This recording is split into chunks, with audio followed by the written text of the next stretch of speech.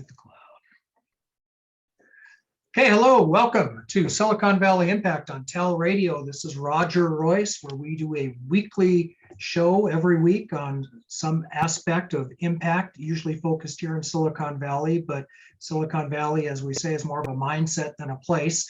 And a lot of the people that we talk to originated here in Silicon Valley and end up living someplace else, like my guest today, Carla Brenner, who is a community builder, a health tech startup mentor, and an enterprise AI seed investor. So Carla, thanks for being here. Good to see you. Yeah. I know we've been trying to get this on the calendar for a long time, so I'm glad we finally made it happen. Yeah, so excited to be here. And I know we've done many events over the years together. So it's really great to reconnect via Zoom here and just see you in person. So glad to be here and be a part of the show.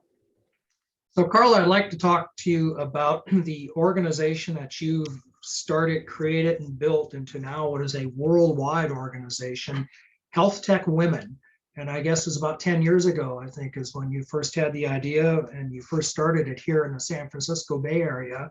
And of course, now it's all over the world. So tell us, what is Healthtech Women? Yeah, definitely. So Healthtech Women is a nonprofit organization that supports women to come together who want to innovate or impact the health ecosystem.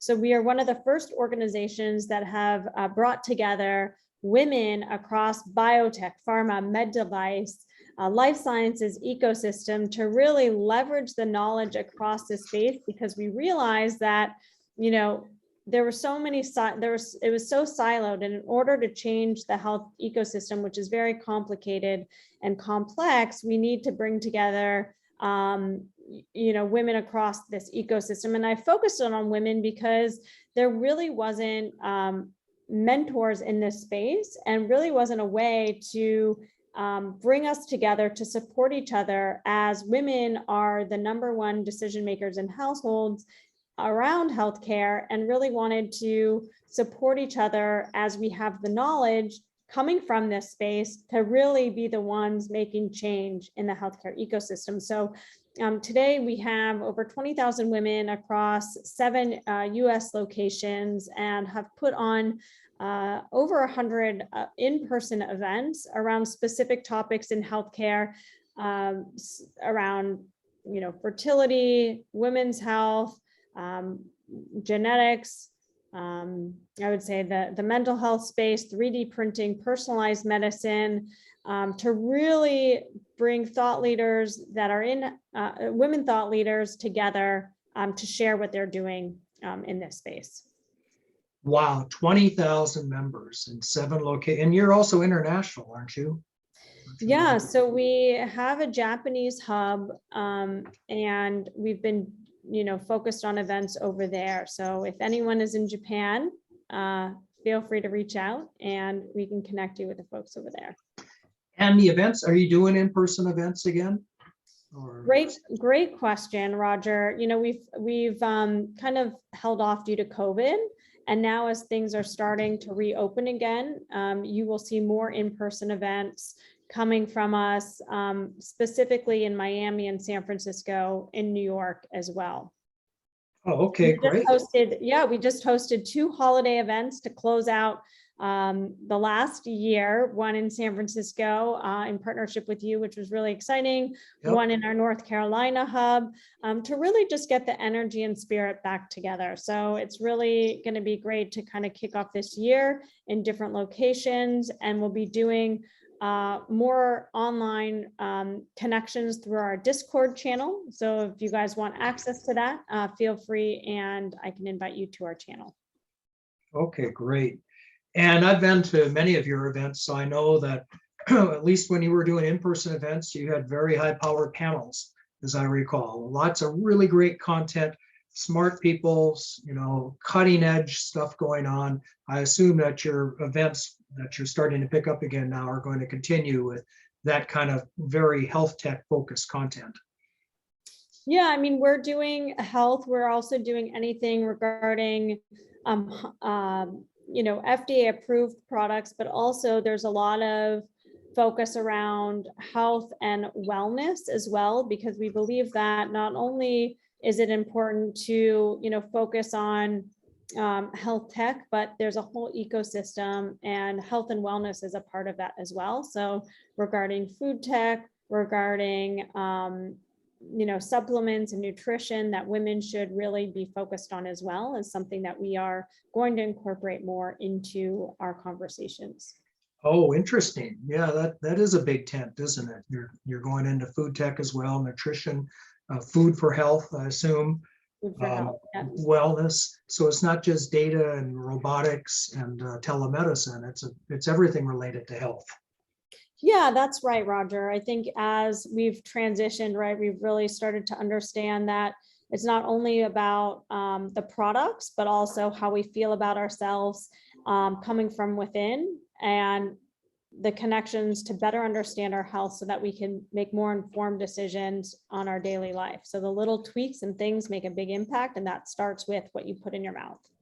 You have to be a woman to be a member of Healthtech Women?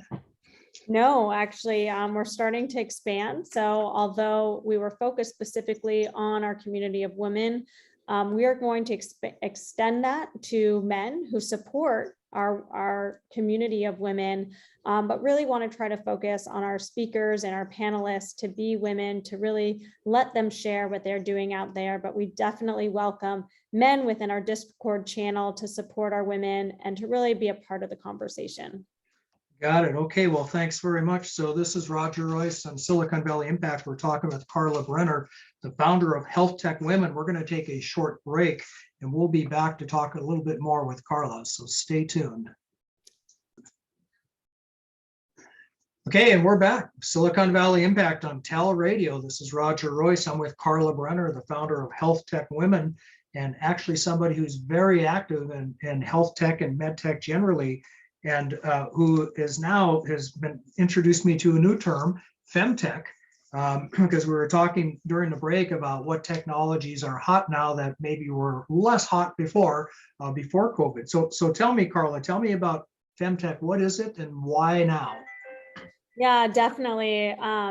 One of the interesting things is that when we started Healthtech Women, femtech, as we coined the term, really was not hot. And so years later, it is now hot because investors are realizing, and companies in the space are actually growing exponentially. And femtech are really just companies that are focused on the feminine market. And that really encompasses everything from, the fertility and family planning to conception to prenatal care to even like baby care or post-pregnancy or support for family planning. And so there's a lot of companies within the space that are really emerging that were never really front of mind for investors, but realize now that this really is a huge opportunity to invest in such a wide variety of women's products. And really, women are the main decision makers of the household, but also healthcare decisions within their home. And so these products that are coming out are very imperative because they're really resonating with women. They connect with all different age groups, and we're seeing success within this space across the fertility market. Modern Fertility was recently acquired by Roe. We're going to see more and more of that. Has that been driving it? A lot of consolidation and acquisitions. Is that increasing interest in the space? That happens. Yeah, there are a lot of acquisitions, and we'll just see in general more acquisitions in healthcare this year as point solutions have been really coming out left and right around specific areas, whether that's menopause, whether that's hormonal health. And healthcare is this whole end-to-end solution. It's not just one part of the healthcare sphere. And so we're going to see more consolidation, yet to be determined if that's actually going to work, considering consolidation of these companies on one platform is not as easy as saying consolidation. And so, in general, femtech is really exciting, but it's really only one slew of the healthcare puzzle. But it's one of the biggest and fastest growing areas, it sounds like. I'm just wondering, has COVID had any impact on this? Because it seems to have turned everything upside down in a lot of industries. How is that affecting health tech? Yeah, it's interesting because females, they're going through this hormonal cycle. They want to get pregnant. They weren't able to go see their doctor. They weren't able to go get mammograms when they need the routine visit. And all these routine checkups that women normally do versus men at an earlier age were getting shifted to more telemedicine consults, right? Because they could not see their physician as frequently as possible. So that's really propelling a lot of this as well. Women want to take control over what they can control at home, because, life moves on and they need to be able to balance, home life balance, personal health, as well as potentially their jobs if they're in their workforce. And so being able to do things at home versus go see a physician, really taking control of their own health is really imperative in the femtech space. Yeah. How about mental health? Is that part of what health tech women does? Yeah, I mean, that I would say that can be included in femtech, right? Like mental health, mental wellness for women. We're not seeing too many companies that are focused only on women in the mental health space, but that's definitely an area that might bloom as a point solution for women. Well, yeah, the reason I mentioned it, just talking about COVID, I've been hearing a lot about how the events of the last 2 or 3 years have had a very negative impact on mental health. And also, I mean, domestic violence has been up, alcoholism has been up, depression has been up. Probably, in my opinion, because of the sheltering rules, but maybe it's everything else going on in the world. And you have to believe that there's companies that are going to step up and provide solutions to these problems as they get bigger. Or I'm hoping that people like you will find companies to do that. Yeah.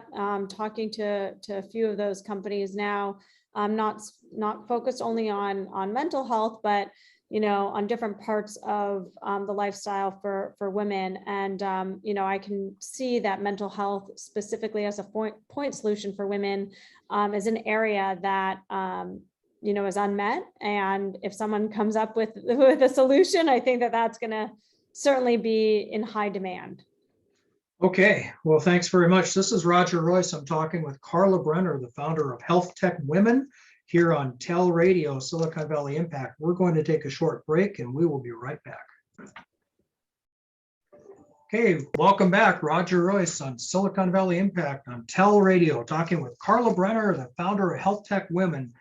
Before the break, we were talking about what's new in health tech and what's changing. We're talking about femtech. So Carla, what else are you really interested in health tech these days?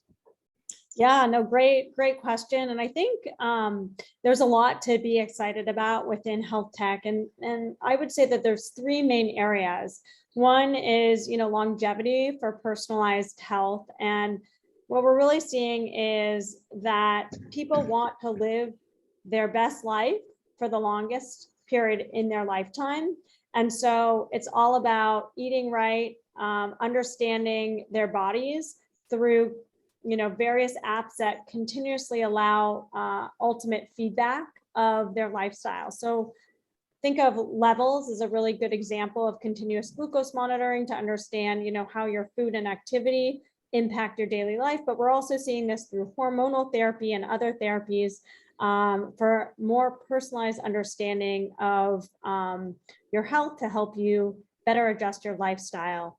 Another area that we're seeing in health tech or innovation in health is around telemedicine. I think that's going to be huge for this year, where we're finding that to start a telemedicine company, it's a lot simpler through back-end solutions. And so you're going to see more companies that are focused on women's health, specifically like you're seeing around TIA, right, in person, or, more around doctors on demand, or a Teledoc or Livongo. You've seen like these companies blow up, but we're going to find more specialized telemedicine companies coming out this year because the scale is a lot easier than ever before.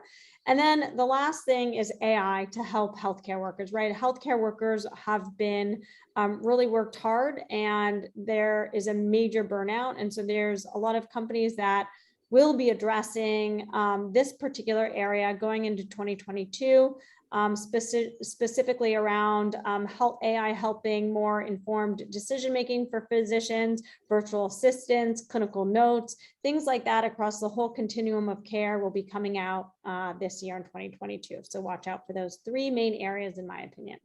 Interesting. As I listen to you talk about these, it sounds like these are tools that really can signal a real shift in Western medicine, because they can do something like preventive health. Yeah. And it just seems I've been seeing more and more people being concerned about, preventive measures rather than just waiting until they're sick and then having a doctor fix it, using one of these apps maybe to pick up the signs. Because it sounds like the technology is really kind of moving us to a place where we can have a lot of preventive care. Would you agree with that? Yeah, definitely. I think through, AI assistance, through like being able to understand your body more effectively through, continuous monitoring in various ways. I think we're going to be able to catch these things a lot faster than ever before versus going to your doctor, giving a readout, going back. I mean, we can now detect some of this stuff at home. And there's various ways, direct-to-consumer solutions across all different angles, whether it's urine testing or blood tests, that can give us that continuous feedback that we want to better make more informed decisions about our life. Yeah, but even bigger than that, like this doctors on demand idea, I just signed up for a service myself where they'll just do a series of tests and tell you this is what you ought to look at just to make sure. And more screening, more frequent screening for everything that somebody in my demographic might have.